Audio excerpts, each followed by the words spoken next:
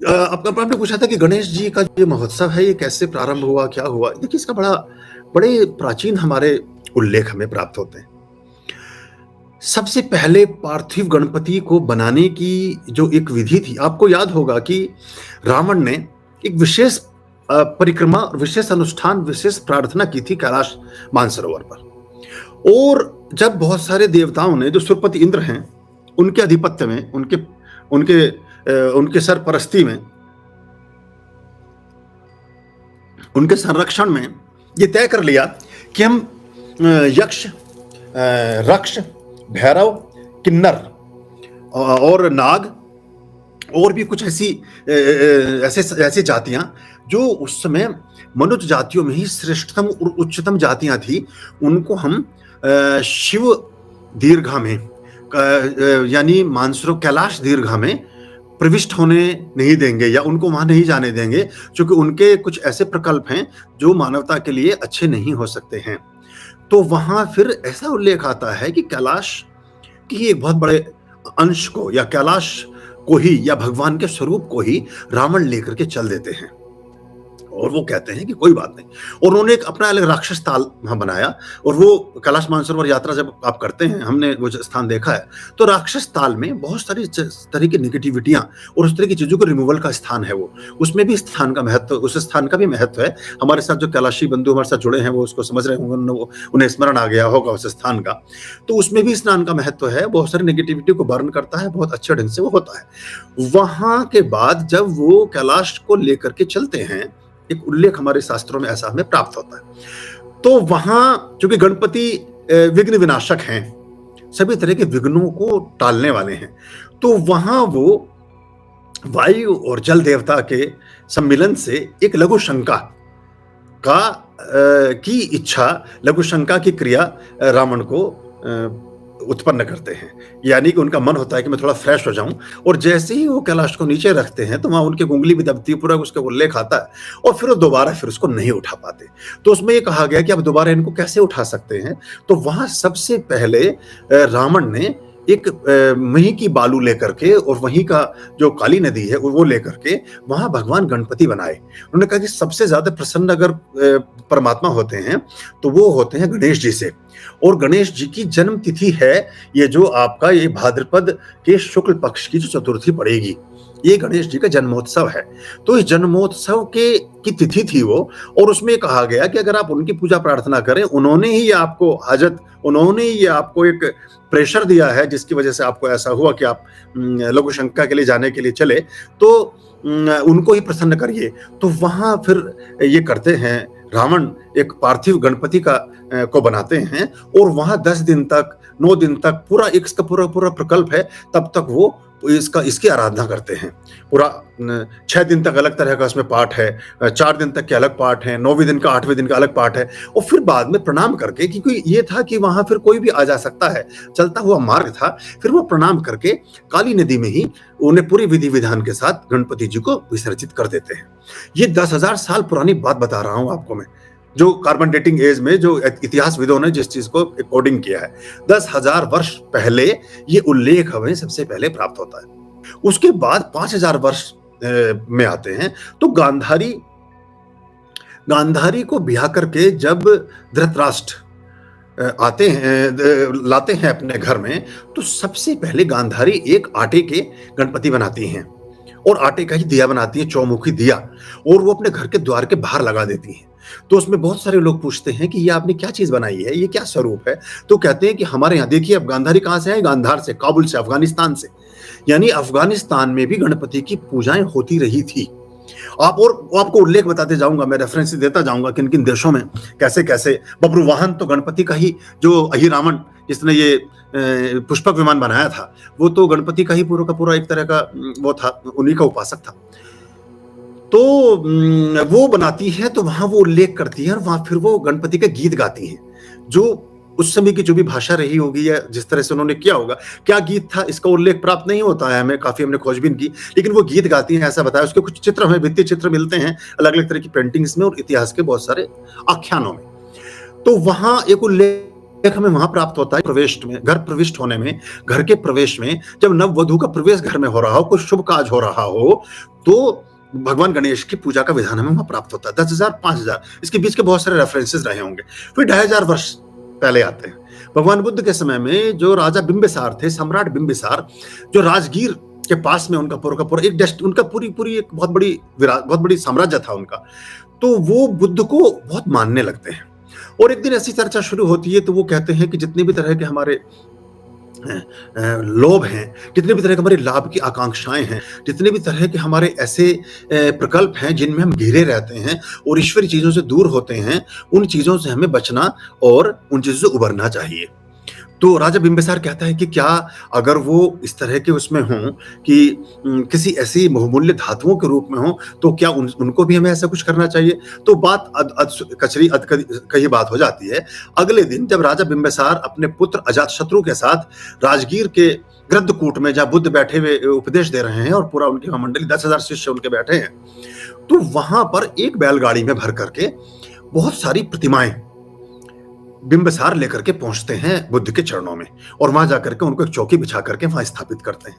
तो वहां उसमें भगवान गणपति की बहुत सारी प्रतिमाएं होती हैं, और वो सारी की सारी प्रतिमाएं स्वर्ण से, सोने से बनी हुई होती हैं, और उसमें फिर रत्न भी जड़े होते हैं, हीरे, माणिक्य, वैदुर्य, जो भी बड़े बड़े अच्छे कीमती रत्न हो सकते हैं, वो उसमें उनके रत्नों के जड़ित होने का उल्लेख प्राप्त होता है। तो उसमें क्या होता है कि बुद्ध कहते हैं इनको अंदर के कक्ष में रख दीजिए, बहुमूल्य चीज है, तुम्हारा रखी रहेगी। वहां वो तिथि भी ऐसा उल्लेख आता है कि वो ये गणपति के जन्मोत्सव की ही तिथि थी। वो 9 दिन तक, 8 दिन तक उस कक्ष में रखे रहते हैं। गणपति की जितनी प्रतिमाएं हैं, बताते हैं कि वो कई कुंटल वजन का सोने का सब था। लेकिन उस बीच घटना क्या घटती है इन 7-8 दिनों में? इन 7-8 दिनों में जो लोग संघ में निवास कर रहे थे, जो लोग बुद्ध के साथ गृद्धकूट में निवासित थे, जो वहां रह रहे थे, उन लोगों की परिक्रमाएं उस झोपड़ी के आसपास और स्थान के आसपास होने लगती हैं जहां वो प्रतिमाएं रखी गई हैं। तो वहां एक बोध ही पैदा होता है, बुद्ध को ये एक चीज आती है, वो कहते हैं कि भाई ये कुछ ऐसी चीज आपने, मतलब सोने की चीज आपने यहाँ रख करके हमारे जो सन्यासी हैं, हमारे जो ये जीवन को सबको छोड़ करके सभी तरह के लोभ मोह माया से विरक्त होकर के हमारे संघ में शामिल हुए हैं, इनका मन भी डोल रहा है। और सबसे ज्यादा उसमें उद्दलित होता है देवदत्त। देवदत्त वही है, याद करिएगा जब आप बचपन में कक्षा पढ़ते हैं कि एक हंस को तीर लगता है और राजा के दरबार में 2 बच्चे पहुंचते हैं, वो कहते हैं मारने वाले से बचाने वाला बड़ा होता है। वो देवदत्त तभी से और साथ ही रहा है, लेकिन कभी बुद्ध के रंग में रंग नहीं पाया। उनका चचेरा भाई है, पर वो उसके दूसरे तरह की दृष्टि है। तो उसमें उसी प्रकल्प में एक ये प्रयास भी होता है कि बुद्ध ध्यानस्थ बैठे हैं गृद्धकूट में। मैंने वो स्थान सारा देखा है, बुद्ध के जन्म से लेकर के और बुद्ध के महापरिनिर्वाण तक, कुशीनगर तक। जन्म हुआ उनका लुम्बिनी में, नेपाल में, और महापरिनिर्वाण हुआ उनका कुशीनगर में, उत्तर प्रदेश में। मैंने सारे स्थान, श्रावस्ती है, राजगीर है, आपका सारनाथ है, ये 15-20 ऐसे प्लेसेस हैं जहां बुद्ध का सारा जीवन व्यतीत हुआ। मैंने सभी जाकर के वहां बहुत वर्षों पहले सभी को मैंने अच्छे से देखा है, और मैंने कुछ समय वहां व्यतीत भी किया है। तो वो अपनी दिव्य दृष्टि से उसको थोड़ा विखंडित करते हैं, तो उसके 2 हिस्सों में शिला विभक्त हो जाती है, फट जाती है। फिर भी एक छोटा सा शिला का हिस्सा, शिला का एक भाग बुद्ध के बाएं पैर में लगता है, उनका पैर का नाखून टूट जाता है। तो वो फिर पता चलता है कि देवदत्त इसलिए कर रहा है कि भगवान गणपति वहां सोने के बने हुए भगवान वहां रखे हैं जो लोग पैदा कर रहे हैं। तो अगले दिन ही कहते हैं कि भी पास में जो नदी है, आप जाकर के उनको विसर्जित कराएं।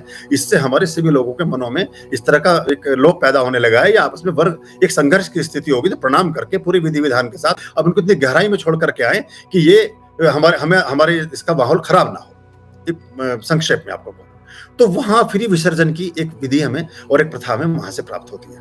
फिर उसके बाद विदेशी आक्रांताओं ने जब हमारे देश में ज्यादा आना प्रारंभ किया और हमारे देवालय और हमारे हिंदुत्व के जो प्रतीक चिन्ह थे उनको डैमेज करना शुरू किया, इस्लामिक आक्रांताओं ने, इन लुटेरों ने जब हमारे देश को विखंडित और प्रभावित और खराब करना प्रारंभ किया, तो हमारे यहाँ ये गणपति के महोत्सव की, गणपति से संबंधित पूजा प्रार्थनाओं की गति में, व्यवस्था में थोड़ी कमी आई, और लोगों ने अपने घर में ही उनको रखना प्रारंभ किया, और उस तरह से उसका पूजन का प्रारंभ हुआ। लेकिन देखिए, विसर्जित दो तरह की प्रतिमाएं विसर्जित हुई। एक विसर्जित इसलिए की रावण ने कि उसका अपमान ना हो, और दूसरी प्रतिमा इसलिए विसर्जित की कि उसकी वजह से लोभ ना हो, द्वेष ना हो, हिंसा ना हो, कलह कलेश ना बने, आपस में शत्रुता का उदय ना हो। ये 2 मुख्य कारण थे विसर्जन करने के। अभी आगे और चलता हूं। अभी क्या ये कारण हमारे विसर्जन में होते हैं? नहीं होते हैं। तो अभी हमें क्या करना चाहिए वो भी बताऊँगा आपको। उसके बाद आप आएँ तो लगभग 12वीं शताब्दी तक हमारे यहाँ गणेश जी के महोत्सव को मनाए जाने के उल्लेख हमें प्राप्त होते हैं। फिर 12वीं शताब्दी से और लगभग 17वीं शताब्दी तक हमारे यहाँ ये प्रक्रिया थोड़ी सूक्ष्म रूप में हो जाती है और प्राय ये महाराष्ट्र तक सीमित हो जाती है। क्योंकि भगवान शिव एक बहुत लंबे समय के बाद, बहुत सारी चीज़ों के बाद उन्होंने कहा कि मैं कैलाश में जा रहा हूँ। तो जब कैलाश में जाने की बात हुई तो उसमें सबसे पहले गणपति ने कहा कि मैं पूछा उनसे गणपति से कि आप कहाँ कौन-सा स्थान चुनना चाहेंगे? आप रिद्धि-सिद्धि के पति हैं, सभी तरह के शुभ और लाभ को देने वाले हैं, सभी संस्कार, सौभाग्य और सुंदरता और सुख के प्रदाता हैं। यही इनके संतानों के नाम भी आते जाते हैं। शुभ लाभ उनके पुत्र हैं, फिर उनके जो और बच्चे हैं उनके नाम इस तरह से। तो वो नाम बच्चों के नाम भी बड़ी प्रतीकात्मक हैं। यानी जहाँ गणपति होंगे वहाँ सारी चीज़ें आने लगी, वहाँ शुभ लाभ भी होगा। गणेश जी के पुत्र हैं, शुभ लाभ, रिद्धि-सिद्धि, मन में जो सोचेंगे वही सिद्ध होने लगेगा। यानी कि उनके संग साथ से सब चीज़ें घटित होती हैं। उन्होंने कहा मैं पश्चिम और कुछ-कुछ दक्षिण का भाग, पश्चिम का भाग और दक्षिण का भाग का कुछ थोड़ा हिस्सा, जिसमें मुख्यतः पश्चिम का भाग है, इसे मैं वर्ण करना चाहता हूँ, इसे मैं लेना चाहता हूँ। उन्होंने कहा ठीक है आप जाइए। तो उन्होंने गुजरात और महाराष्ट्र जो मुख्य स्थान था, उस स्थान पर गणेश जी के अधिकाधिक सक्रिय रहने के, काम करने के उल्लेख हमें प्राप्त होते हैं। और गणेश जी को स्कंद भी कहा गया है। स्कंद जो स्कॉटलैंड है, अब आप चौंक जाएंगे मेरी बात से, लेकिन स्कॉटलैंड तक और बहुत सारे देशों तक उस समय की जो दीर्घाएं गई और गणपति ने जो प्रसार किया भगवान शिव की शक्तियों का और उनके पूरे महात्म्य का, वो उन देशों तक पहुंचा। बहुत सारे देश हैं जो हमारे पश्चिम और दक्षिण की तरफ से जाते हैं। फिर नीचे कार्तिकेय ने सारा प्रचार प्रसार किया लंका में, और जो नीचे की तरफ और देश चले जाएंगे वहां की तरफ, फिर पूर्वोत्तर में। और आप देखिएगा वहां उसी तरह के देवताओं का, मुर्गन की सबसे ज्यादा पूजा साउथ में होती है। जो कार्तिकेय शिव जी के दूसरे पुत्र, उन्होंने कहा कि मैं दक्षिण का भाग लेना चाहता हूँ। फिर आया नॉर्थ ईस्ट, पूर्वोत्तर भाग। पूर्वोत्तर में कहा पार्वती ने कि वहां वो स्थान मैं रखूंगी अपने लिए, क्योंकि उत्तर में तो आप ही जा रहे हैं तो मैं वहां नहीं रहूंगी। तो पूर्वोत्तर में माँ कामाख्या की जो शक्तिपीठ है वो असम में है, गुवाहाटी में है, और वो पूरा का पूरा क्षेत्र, और वहां से जाने वाला जो शाम प्रदेश, जिसमें आपका बर्मा, इंडोनेशिया, जकार्ता, थाईलैंड, और आपका ये जाकर के चीन की सीमा से और प्रविष्ट होता हुआ जापान तक चला जाता है। जापान में 4वीं शताब्दी में भगवान गणेश की पूजा के उल्लेख मिलते हैं। 7वीं शताब्दी से 12वीं शताब्दी तक योगकर्ता में, बर्मा में उसके उल्लेख मिलते हैं। और भी 2000 साल पहले भी, ईसा पूर्व 200 वर्ष पहले, यानी 2200 साल पहले भी इंडोनेशिया में, और इंडोनेशिया से जो मिला हुआ स्थान है वहां पर भगवान गणपति की पूजा के, प्रार्थनाओं के उल्लेख हमें प्राप्त होते हैं।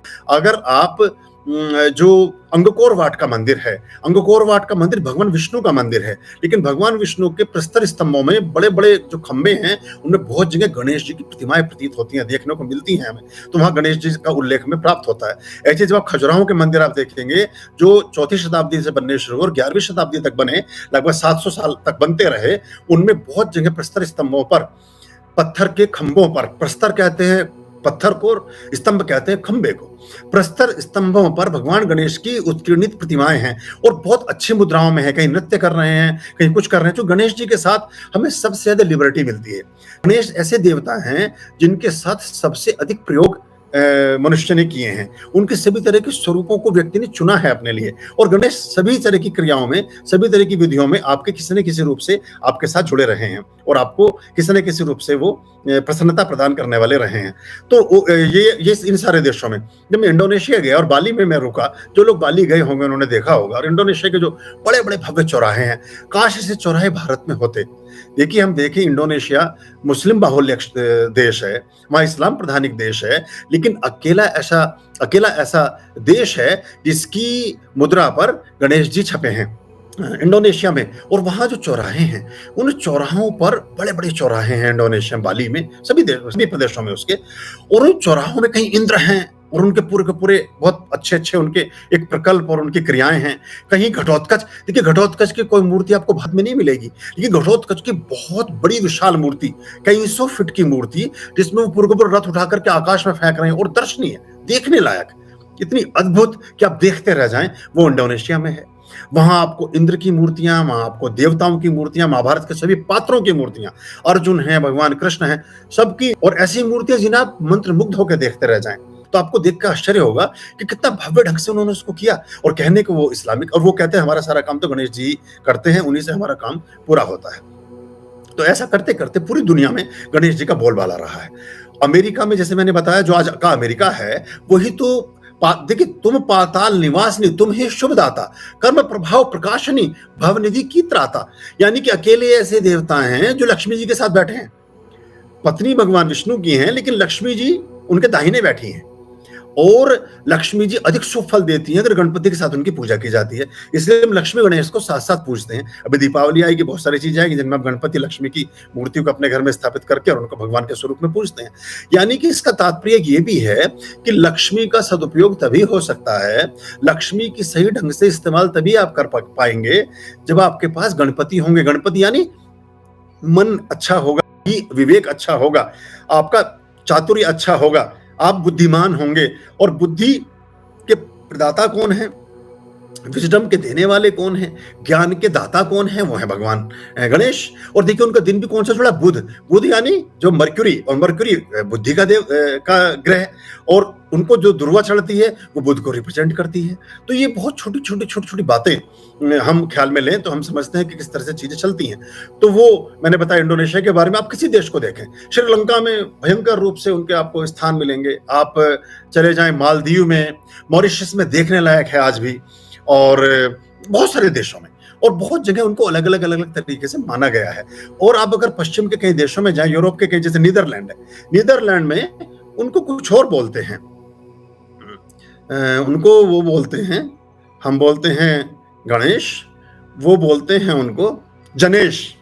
जनेश बहुत जगह जी को, चूंकि GANESH गणेशा लिखते हैं ना, तो वो लिखते हैं जनेश। जो जनेश देवता हैं, जो मिनर्वा जो देवी हैं, यानी सरस्वती पश्चिम की, जो ग्रीक की देवी मानी, ग्रीक की जो रही हैं, और ग्रीक की जो देवी मिनर्वा और म्यूज हैं, वो उनसे पहले वहां वो बैठाते हैं जनेश को। जनेश कोई भी नहीं है, और जनेश है आपके गणेश, क्योंकि हमारे प्रोनाउंसिएशन का एक फर्क है, थोड़ी सी प्रतिमा बदल गई है, लेकिन वो है गणेश ही। और आप बहुत जगह, आपको जान के अद्भुत आश्चर्य होगा कि जब आप वेटिकन सिटी को, चर्च, जब आप रोम को, इटली को विजिट करेंगे, तो वहां चर्चों के बाहर बहुत तरह से जनेश बनाए गए हैं। ये बड़े सूक्ष्म ढंग से उन्होंने इस कार्य को किया है, वो सारे के सारे गणेश ही हैं। तो हर धर्म में कहीं ना कहीं उनका उल्लेख आपको प्राप्त होगा। तो ये आप एक चीज देखें। अच्छा, हरे रंग का जो इस्तेमाल इस्लाम ने किया सबसे ज्यादा, तो हरे ओनेक्स, ओनेक्स सीधा सीधा स्टोन है जो गणेश को रिप्रेजेंट करता है, मर्क्यूरी को रिप्रेजेंट करता है। बुध ग्रह का उपरत्न यदि कोई है तो ओनेक्स यानी पन्ना, और उसका रंग ग्रीन है, और वो हमारी बुद्धि का प्रदाता है। यानी जितने बिजनेसमैन हैं, आप देखिए कि जितने ज्यादातर बिजनेसमैन हैं वो, या जो शनि ग्रुप के लोग हैं, वो पन्ना जरूर पहनेंगे, यानी कि बुद्धि का प्रदाता है। और वो कुछ ना कुछ चीजें एमराल्ड में या ओनेक्स में बनी हुई ऐसे अपने घर में जरूर रखेंगे, जो भगवान गणेश को कहीं ना कहीं रिप्रेजेंट करती हैं। तो ऐसे करते करते हम फिर ये 18वीं शताब्दी के बाद फिर से हमें ऐसा उल्लेख मिलता है कि थोड़ा गणपति पूजाएं फिर प्रारंभ हो जाती हैं। कुछ हम बहुत सारी पूजा हमने रात्रि में इसलिए शुरू की कि दिन में हमें करने नहीं दिया जाता था। जो उस समय के शासक रहे हैं यहाँ, उन्होंने उसका विरोध किया, अंग्रेजों ने भी विरोध किया, और इस्लामिक जो मुगल बादशाह थे, सो कॉल्ड बड़े धर्मचारा भाईचारा वाले, भाई कौन थे चारा कौन था वो एक अलग बात है, लेकिन उन्होंने भी इसको कोई बहुत आगे बढ़ने नहीं दिया। तो फिर ये बाद में, यानी कि 1893 में जो लोकमान्य तिलक हैं, लोकमान्य तिलक ने पुणे से, महाराष्ट्र से फिर से इसको एक बार प्रारंभ किया, और अंग्रेजों के खिलाफ, क्योंकि वो मना कर रहे थे, तो इसको आजादी का हथियार भी बनाया, और अपने पूजा पाठ का एक तरीका, पूजा पाठ के लिए लोगों को इकट्ठा करने का एक संकल्प भी बनाया।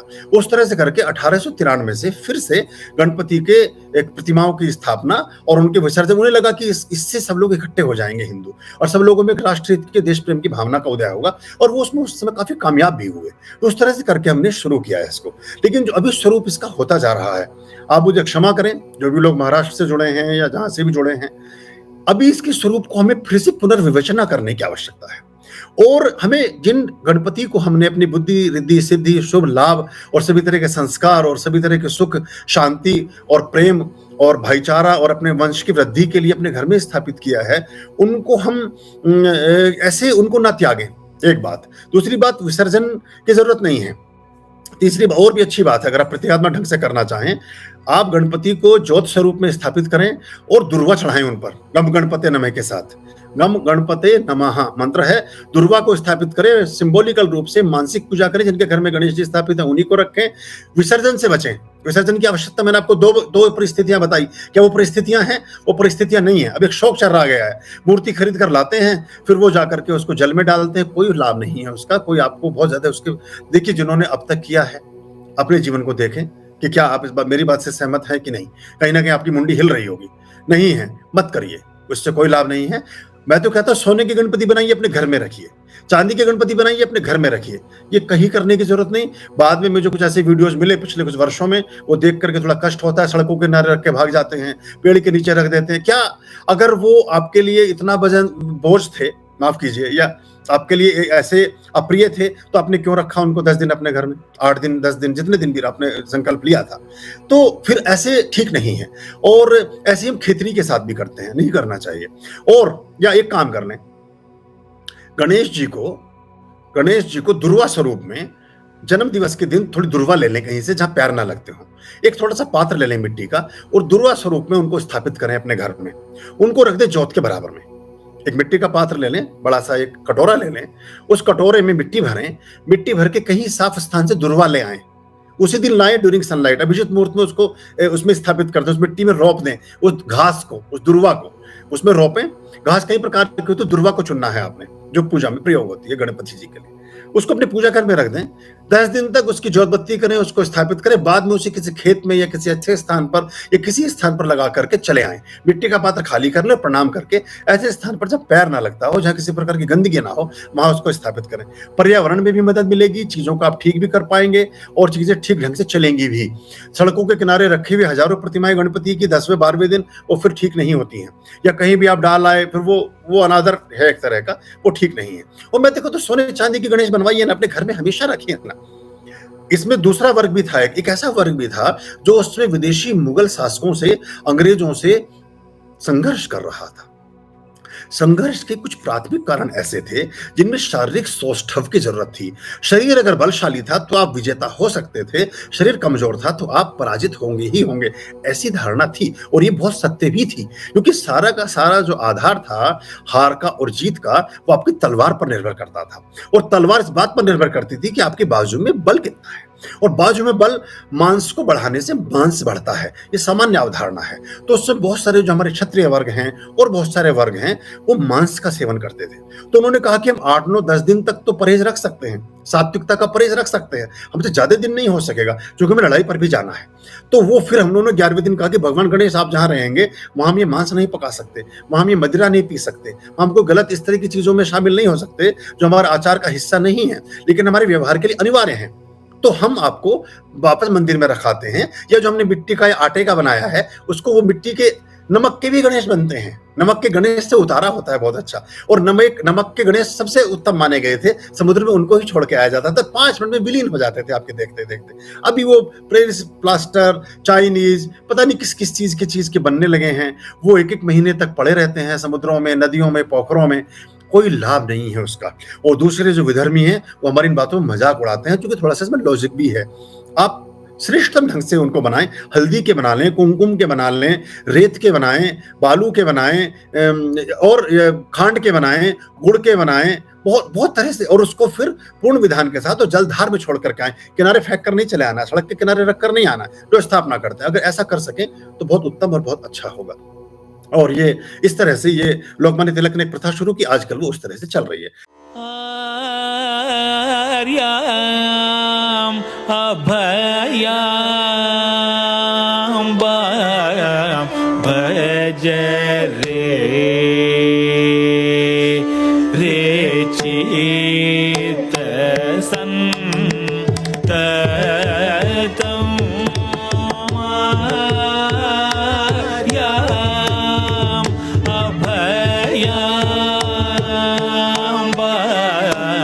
भज रे